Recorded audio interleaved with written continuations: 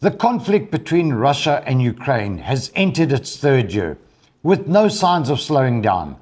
From developments on the ground to diplomatic maneuvers, from economic sanctions to global repercussions, this war continues to reshape the world. In this video, we'll take a closer look at the latest updates and deeper dynamics behind the conflict. You're watching Hotspot Update, where news is delivered quickly, clearly, and reliably every day. The deadlock in the effort to end the conflict in Ukraine currently lies not only on the front lines, but in the very fundamental difference in the definition of a peace. The recent proposal by President Donald Trump regarding land swapping has highlighted this chasm, as it was met with fierce resistance from Kyiv. This confrontation of views is not merely a diplomatic disagreement. It raises significant questions about the future of negotiations and the geopolitical balance of power in the region.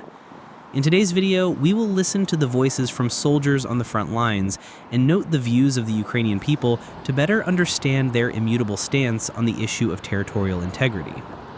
In a recent statement, Donald Trump presented an idea to end the war. The key and controversial point in Trump's proposal lies in the acknowledgement of a compromise related to territory. Well, you're looking at territory that's been fought over for 3.5 years with, a lot of Russians have died, a lot of Ukrainians have died. So we're looking at that, but we're actually looking to get some back and some swapping. It's complicated. It's actually nothing easy. It's very complicated, but we're going to get some back. We're going to get some switched. There'll be some swapping of territories to the betterment of both. However, this stance was immediately rejected by Ukraine. On August 11th, President Volodymyr Zelenskyy presented a completely opposite assessment based on reports from intelligence and military command. According to Mr. Zelenskyy, there are no signs that the Russian Federation is preparing for a ceasefire or an end to the war. On the contrary, he accused the Russian side of preparing for new military operations. Today, there was also a report from the intelligence and military command on what Putin is counting on and what he is actually preparing for, including military preparations. He is definitely not preparing for a ceasefire or an end to the war. Putin is determined only to present a meeting with America as his personal victory and then continue acting exactly as before, applying the same pressure on Ukraine as before. So far, there is no indication whatsoever that the Russians have received signals to prepare for a post-war situation. On the contrary, they are moving their troops and forces in such a way as to launch new offensive operations. If someone is preparing for peace, this is not what he does. We continue to keep our partners informed about the real situation on the battlefield, in diplomacy, and in Russia's planning of further actions.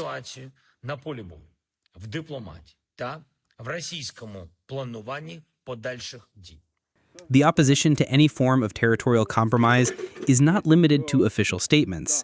This stance is also expressed more clearly and resolutely by the individuals directly facing the reality of the battlefield.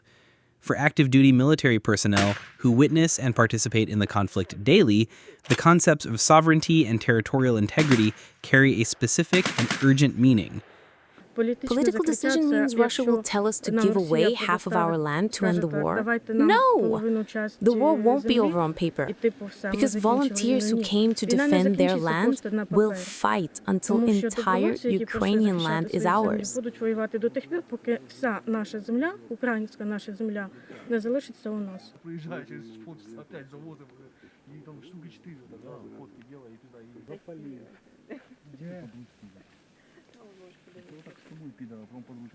Передаем рацию.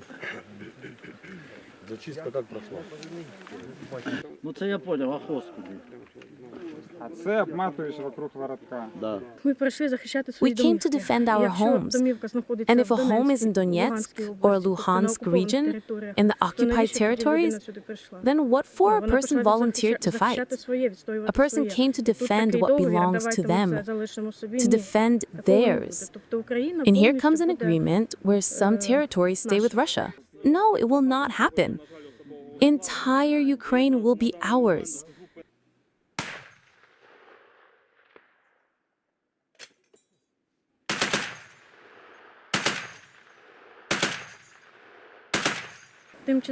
Temporary ceasefire? Freeze of war? What for? To accumulate forces? God forbid accumulation of resources by Russia. It will mean the war will last for more. It is my personal opinion. I think we do not need temporary ceasefire. We only need victory.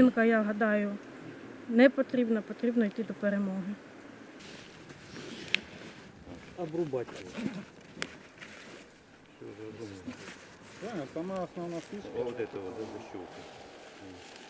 Там такі турнікети, скоріш за все, не видадуть, ну просто щоб ви знали. Всі ходили, да? Так. База, де мій є тут? Ага. Відпочиваємо з ними. When I come back home for a break, my son, who is now 7 years old, tells me, "Mommy, when I grow up, I will be just like you. I will defend you while you will be babysitting my children." At this very young age, my child saw airstrikes. My child saw fighter jet flying. Unfortunately, we had this experience. It is very painful to see my child crying and hear him asking, "Mommy, why do they want to kill me?" when air raid alert is issued. Бачила, як літають істребітелі. На жаль, ми це все пройшли, і це дуже боляче бачити, коли дитина плаче, коли починається сирена, і він задає питання: "Мама, чому мене хочуть вбити?"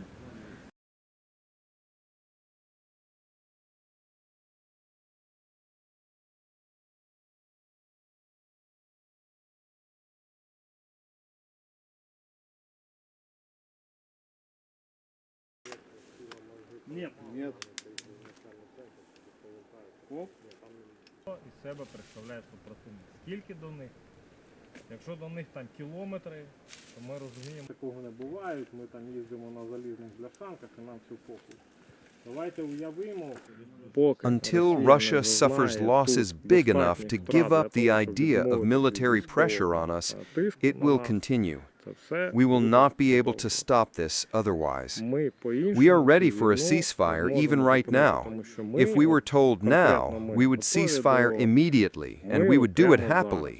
But unfortunately, on the other side of front line, there are no reasonable people you can reach an agreement with. На превеликий жаль, з того боку, таких адекватних людей, з якими можна було про щось домовлятися, їх нема. Щоб це було плюс-мінус безболісно. In Ukraine, while diplomatic solutions involving territory are discussed on the international stage, a resolute and unified position has formed from within society itself. For citizens who have experienced loss, their voice not only reflects personal opinion, but also an affirmation of sovereignty and the price of independence. No soldier will agree to surrender territory or withdraw troops from Ukrainian territory. I think all these flags were not installed here in vain. They symbolize the lives given for Ukrainian land and for every family.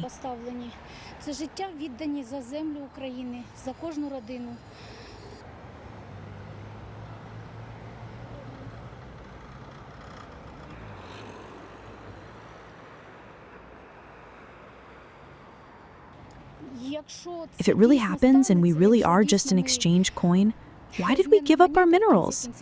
It's rather incomprehensible. To capitulate now? That's the question.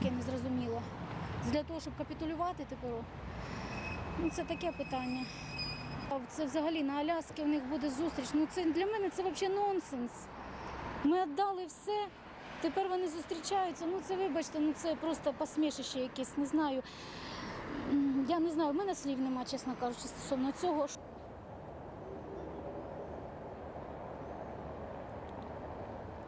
If we give up our territories, President Putin will want more after a while. I don't think we should do this, but we'll see what they decide.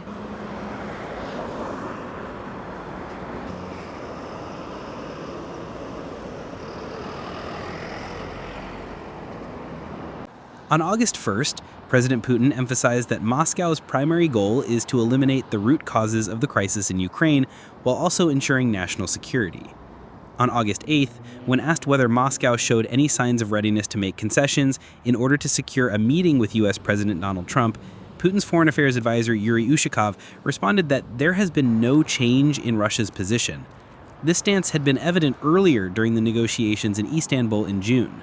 At that time, Russia proposed two 30-day ceasefire options with Ukraine, including one requiring Ukraine to withdraw its forces from the 4 territories that Russia declared annexed.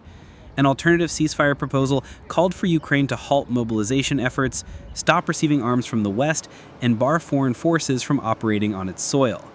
Russia also wanted Ukraine to lift martial law, hold elections, and then sign a comprehensive peace treaty. Russia demanded that the agreement include recognition of Russia's annexation of Crimea and the other 4 territories. Russia further demanded that Ukraine adopts neutrality, abandon its bid to join NATO, recognize Russian as an official language, and dissolve nationalist groups. We have seen the stance of the United States, of Ukraine, and now of Russia. One side proposes compromise, one side is determined not to concede, and one side puts forth conditions that seem impossible to accept.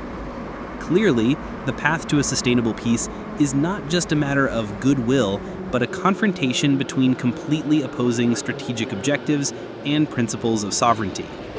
Thank you for your attention.